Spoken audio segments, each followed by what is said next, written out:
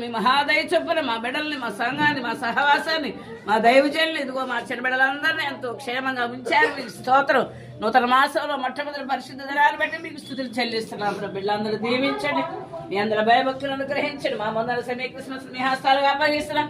మీ చిత్తానుసారంగా మంచి స్థలాన్ని మాకు దయచేయండి. బిడ్డలందరూ కూడా చక్కగా మిమ్మల్ని కూర్చున్న ప్రోగ్రామ్స్ ప్రభా చేయుటకు నీ కృప దయచేయండి. మంచి ఆరోగ్యమైన బలమున శక్తిని దయచేయండి.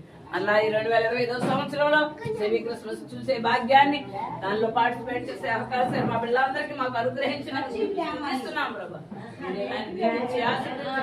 ఆశీర్వాదాలు బిడ్డలందరికీ కూడా దయచేయండి. ఈ మాటల ప్రకారం జీవించి మీ ఆశీర్వాదాలు పొందడానికి మా బిడ్డలందరూ కూడా సిద్ధపరచమని వందనాలు చెల్లిస్తారు. ఈ సమయంలో ప్రత్యేకమైన రీతిగా నిక్కిని బట్టి మీకు స్తోత్రం ప్రభా. మీరు నా భర్తను ప్రేమించి మీరు ఇచ్చిన కుమారుని బట్టి మీకు స్తోత్రం. నూతన ఆరోగ్యం దయచేయను ఆయన. నా తండ్రి వాళ్ళతో బర్త్డే చేసుకుంటున్నగా మీరు దీవించండి. మీ అందరి విశ్వాసం అధికం చేయండి. గొప్ప రక్షణ భాగ్యం బాలితనాలు పొంది మీరు మహింపరచబిడ్డగా చేయి.